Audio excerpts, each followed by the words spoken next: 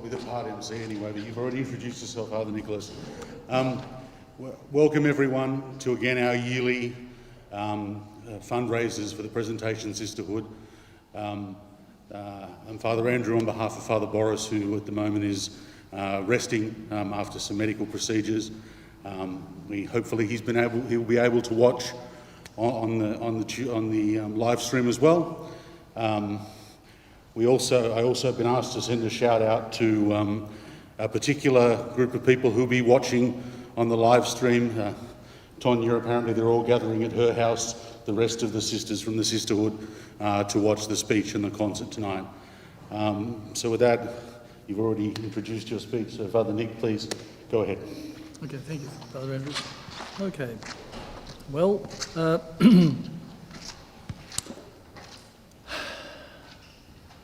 Your Grace, fathers, distinguished guests, ladies and gentlemen, so you know what the topic is, and Mark has told me that I've got 35 minutes, all right? Well, he's a military man, but he's only a captain. I'm actually a colonel. So I can order him to give me another minute. All right. The Holy Fathers tell us that temptations come to us from three sources: from ourselves, from the world, from ourselves meaning our fallen nature, from the world, which means the dynamic of society with millions of people just like me, and finally from the devil, in that order of descending frequency. The first and the last of these, that is human nature and the devil, do not change over time. So when I say modern temptations, I'm really looking at new things that have emerged from the dynamic of human society with its culture and civilization, challenges to the very existence of the Church and even to humanity as we know it. So first of all, let's look at the culture side. Two important sets of ideas of today have their roots in the late 19th century and in the late 1930s. The first idea, so-called idea of the death of God, was proclaimed by the German philosopher Friedrich Nietzsche in several of his books, especially one that was called, when it was translated into English, The Gay Science, 1882. Fröhliche Wissenschaft.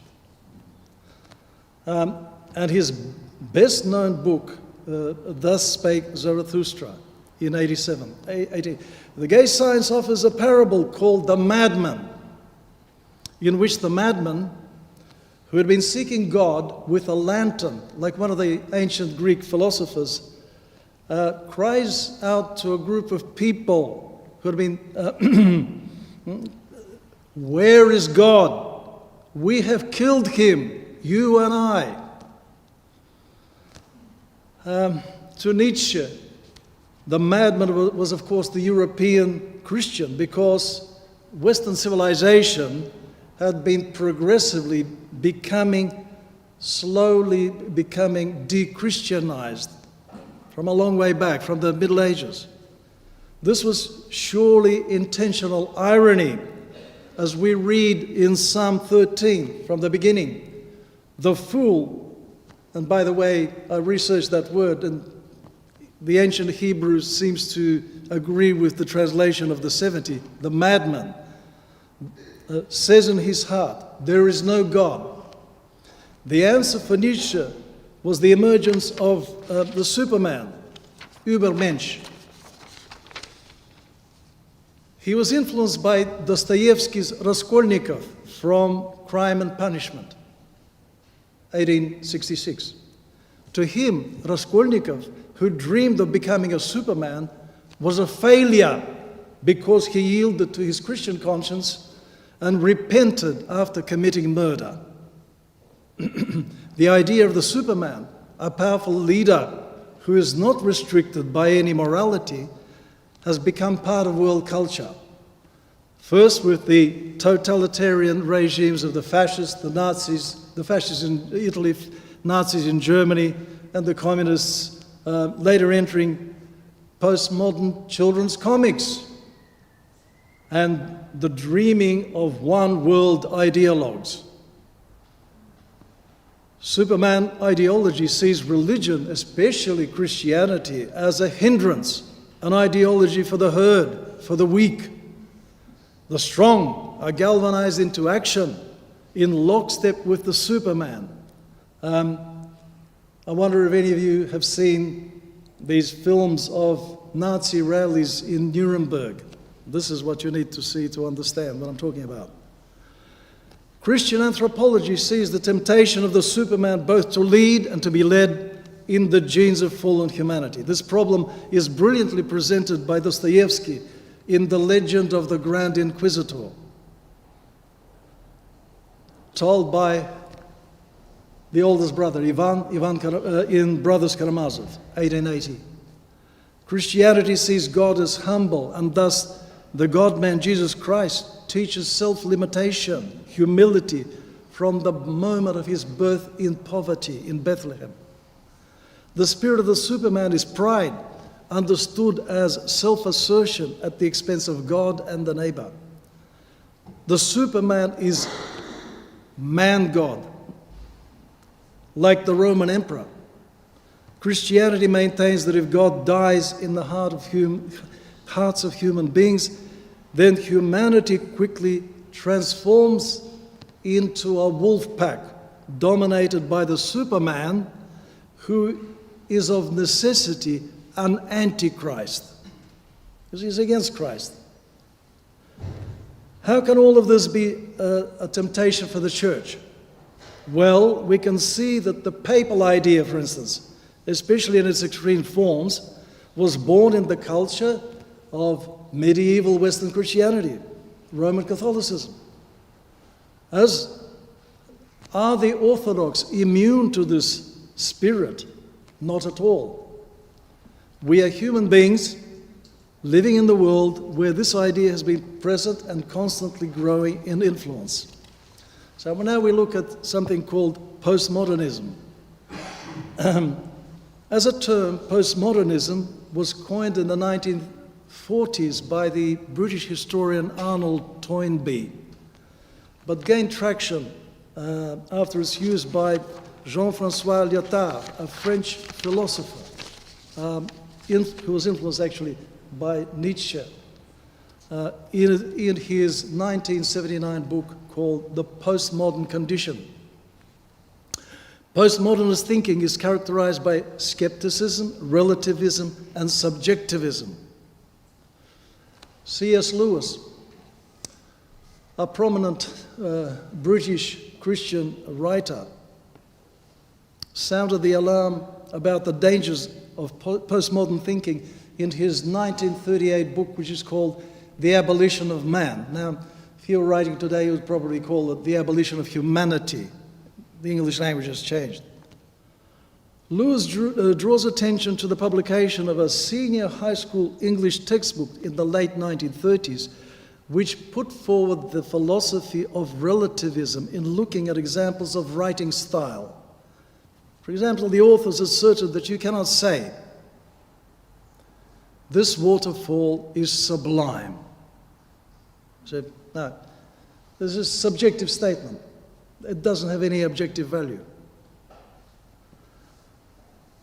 Lewis points out that all human cultures, not only the Christian culture, have traditionally accepted the existence of absolutes common to all humanity, such as beauty and ugliness, good and evil, yin and yang, male and female. Yeah?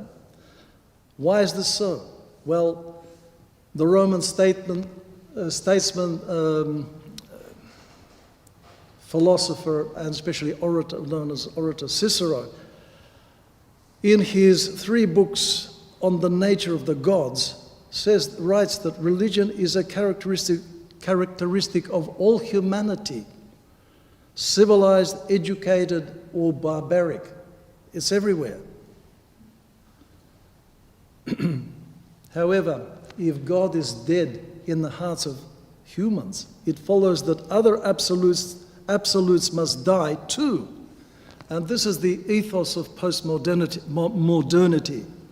In the 19th century, racist Europeans laughed at the alleged Hottentot morality. It goes something like this. This is how they said it. If someone steals my cow, that is bad. If I steal someone's cow, that's good. All right? This is exactly what the relativist, subjectivist ethos of postmodernity is about. And we pastors are having a hard time trying to explain to our flocks that Christian ethics is rather different to this principle. If I like you, you're good. If I don't like you, you're bad. Saint Silouan, the Athonite, who died in 1938, writes in his book, or was written by his disciple, if we do not respect and love our enemies, we are not yet Christians in our life. Now we get to new theology. The ideology of postmodernity is a child of the ideas already mentioned. No God, and as John Lennon adds in his song Imagine, and no religion too. Everything is relative. I'm the sole arbiter of good and bad, unless told otherwise by the current Superman or Supermen, as expressed by the majority opinion. This is the dawning of the age of Aquarius. In 1967, the rock musical Hair declared that the post-Christian age was beginning. The previous age of Pisces used Christian symbolism of the fish. Pisces, fish, yeah. Rock culture has been used to proclaim and educate the baby boomer generation with a new explanation, as sang in the same year of 1967, Scott McKenzie. I landed in San Francisco in 1976, and that song was still playing at the airport. Yes, be sure to wear flowers in your hair. 1967 was an important year for revolutions. The 50th anniversary of the Bolshevik October Revolution, and the revolution announced by the rock musical Hair, which, interestingly enough, debuted in October of that same year. Another October Revolution. One of the songs of the musical, called Sodomy, invited everyone to join the holy orgy. The narrative was that if you wanted to be groovy, cool, etc., you had to be like everyone who thinks that way. Otherwise, you were with the reactionary oldies. In the 56 years since 1967, we have come a long way. Things that seemed shocking to the adult generation of the 1960s have become mainstream. Simple desensitization, as psychologists would say. Everything is relative, right?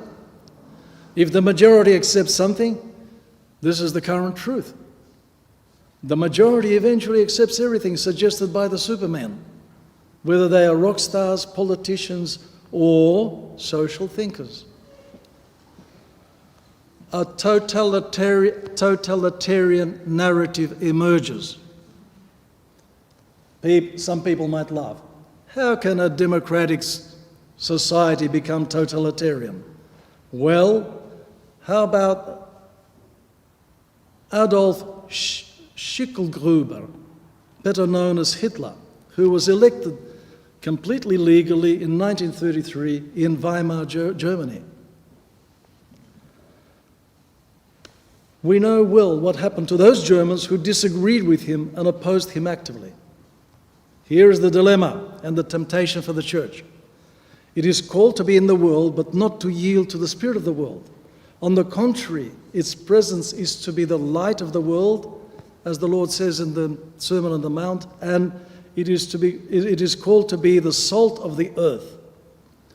Any honest historian of Western culture must acknowledge that this culture and civilization were formed by Christianity, which had absorbed and transformed the Greco-Roman culture of antiquity.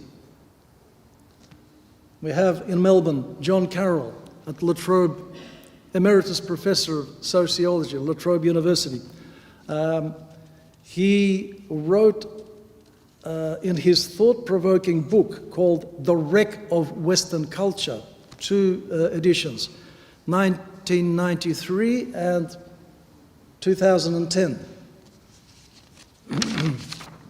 He criticizes the belief that humanism, the Renaissance, and Reformation have built Western civilization. In the 2nd edition, published after 9/11, he explains that radical Islamists like Osama bin Laden, who was still alive at that time, despise spineless Westerners precisely because they have abandoned the backbone of Western culture and civilization. They have abandoned Christianity. That's why the Muslims despise them. So says sociology professor. The church cannot be unaffected by the process of apostasy in the world. The prominent Russian professor of theology, Alexei Ilyich Osipov, said in one of his lectures that all of Christendom is quickly walking away from Christ. The Orthodox are at the back of the procession, still looking back towards him. It takes great courage to be a Christian in a culture where Christ is systematically deleted, or as people say today is a terrible expression, cancelled. It's cancelled. Christ is cancelled. It is to seem like, to be a Christian today is to seem like Nietzsche's madman. But as the great founder of monasticism, St. Anthony, said, a time is coming, I quote, a time is coming when men will go mad. And when they see someone who is not mad, they will attack him, saying, you're mad because you're not like us.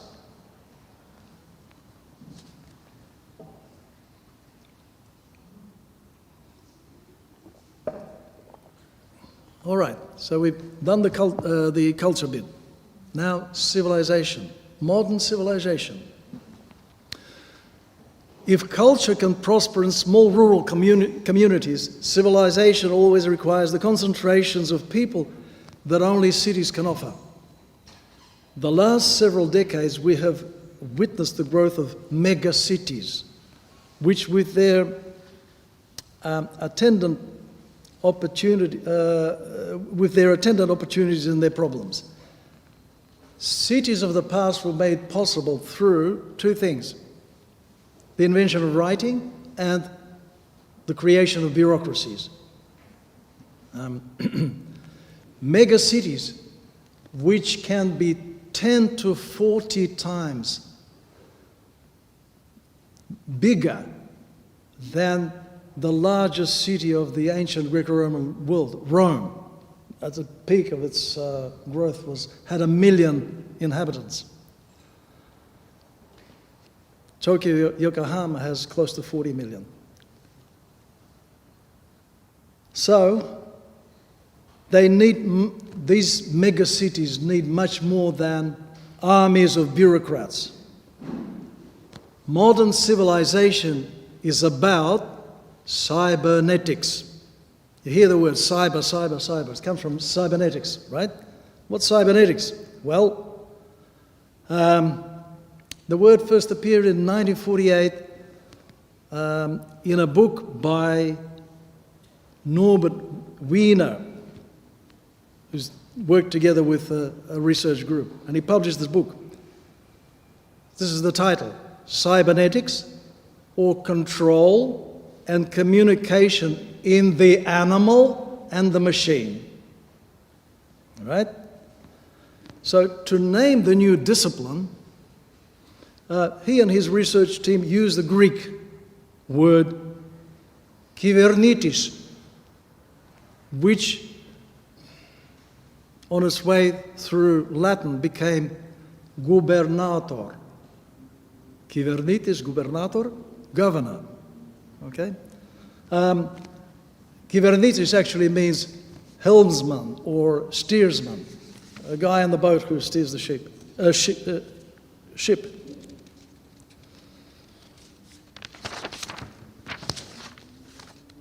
Since the late 1940s, ideas of cybernetics have found application in most areas of urban civilization. Information technology has become the greatest tool of control and communication in modern state and society. I cannot give, in a few minutes, I cannot give an adequate picture of the far-reaching changes and impact on life brought about by cybernetics, together with information technology. As an introduction, I would like to share with you my own recent observations. I was in Brisbane attending our recent auspicious event in our diocese, the centenary of the Brisbane parish, when our ruling bishop, George, His Grace, came out with two visiting bishops through the royal doors into the middle of the church at Matins at the vigil. Suddenly, unexpectedly, and shockingly, a good third of the church raised their hands like this above their heads. There was a whole forest of hands, and everybody started to take clips and photos of this. So for several minutes, the service stopped. It was not a service. It was turned into a spectacle. There's something wrong, something abnormal about this. I wonder what someone like the Holy Hierarch, Archbishop John of Shanghai and San Francisco would have said if he had beheld such a scene. And yet I don't think that many people who were present, and actually there was some clergy up in the front with their camera, their smartphones as well. Okay, I don't think that people really sort of felt that anything was abnormal. I didn't see it. You didn't feel it? Maybe, but you were looking towards the altar. You didn't see them. They were all at the back. The people were behind you. So there was actually an official photographer and videographer present. There was streaming from about 3 or 4 cameras located all around the church. Why? Why do you need to do this? Again, desensitization. We get used to it, we feel it's okay, it's all right. Phone rings in church, big deal. Information technology is today's forbidden fruit from the tree of knowledge. The apple symbol is an obvious nod at the ancient archetype. You know the symbol, apple, with the bite in it? What does the Bible and Christianity teach us about the effect of prematurely ingested knowledge? It introduced what's called the law of entropy in physics into humanity. fragmenting us into atoms. You know what the word atom means? Atomos, translated into, through Latin, is individual. Atomos mean indivisible. Now that's what individuals are about. We have to become persons, not individuals. So this is what, Christ's economy, that means his housekeeping, is the gift of the restoration of fragmented unity in the existential connection with him. Information technology or applied cybernetics, which remember is about control and communication, seems to offer endless options for human beings to be connected to each other. These options, I can't give you a full list, but, it's things like, obviously, calls from from various phones, individual calls, phone conference calls, emails, text messages, chat groups, Facebook, Instagram, Twitter, video calls, Zoom, and other video links, too numerous to mention. In addition, there is Wikipedia, YouTube, a myriad of games, many other sources of information, infotainment, and entertainment, much of which crosses the lines of morality and decency in presenting human potential to be crude, foul, obnoxious, violently aggressive to the point of being inhuman. And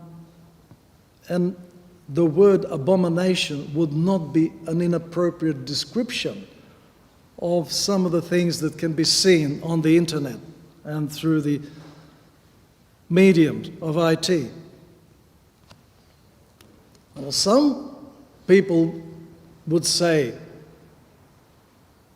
retort to this and say, well, no one's forcing you to get into all of these sites, to waste time on garbage.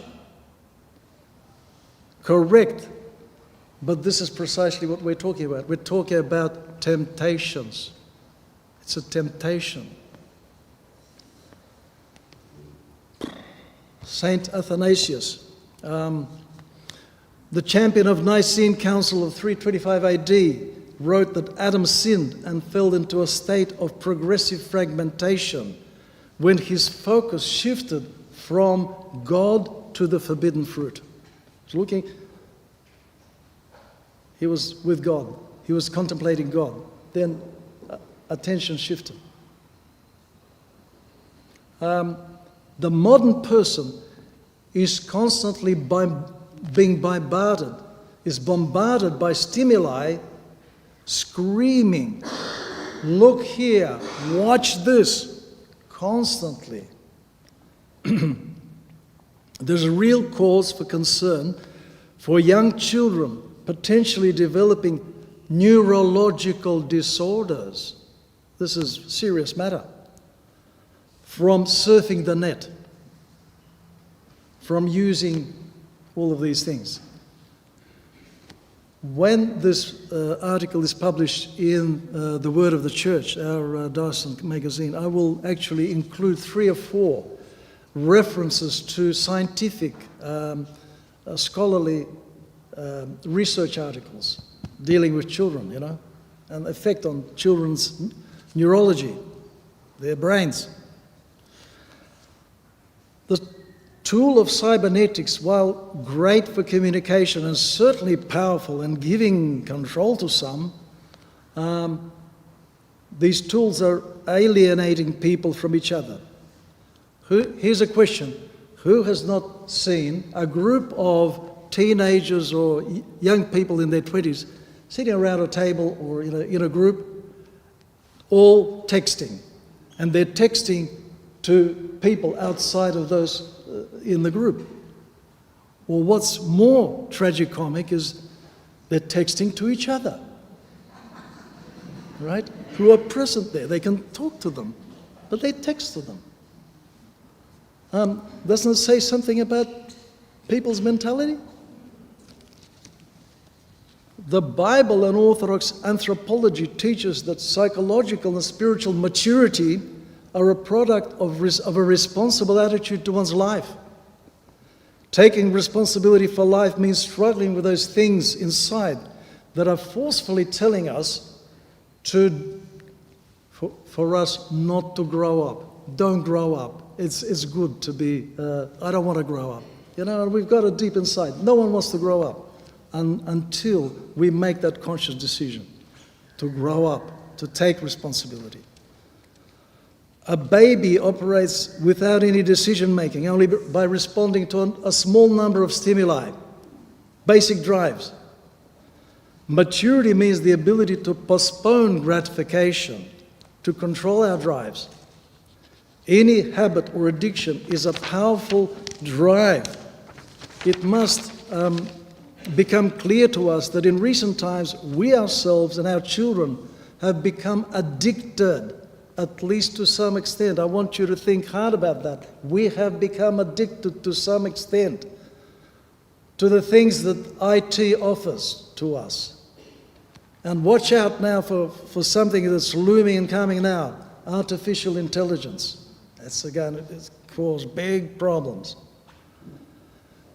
Do we want to be mature, intelligent people, or addicts with an insurmountable dependency? Social media, which can take on board people from anywhere in the world, can be very divisive and destructive to community ethos. In 2006, I was asked to write a discussion paper for the Sabor of our church outside of Russia in San Francisco. So the then controversial topic of re-establishing formal relations with the church in Russia was on the agenda. Now, the worldwide discussion of this topic in cyberspace in the lead up to the Sabor had caused animosity of the worst kind between Orthodox Christians who had taken sides on this question. While historically such controversies had occurred many times in history, past history, this time was different. Anyone, regardless of their competence, could enter the fray on the international level and bring things to boiling point. In the 2 decades since then, since the San Francisco Sabor, cyberspace has witnessed a disappointing recurrence of disrespectful and heated exchanges, most recently during the pandemic. Christians should be aware that only respectful discussion, moderated by sensitive and respected archpastors and pastors, done live in church gatherings, not on social media, can be constructive and further the cohesion of love to which Christ calls us to. One such success story in our diocese is the overcoming of the tensions in the first part of the 1990s over the question of the New South Wales Property Trust. It's a success story. Conclusion. The purpose of this talk was not to drive people to despair. St. Paul tells us to always retain the joyful spirit through a prayerful and thanksgiving attitude in life, in 1 Thessalonians chapter 5. History has gone through many ups and downs when it seemed to Christians that the world was ending. The challenges and temptations require an appropriate response of our spiritual immune system. We must be aware and proactive in our life, not thinking that she'll be right, God's going to fix it all. Well, yes, He will, but not without our effort to work with Him. Thank you for your attention.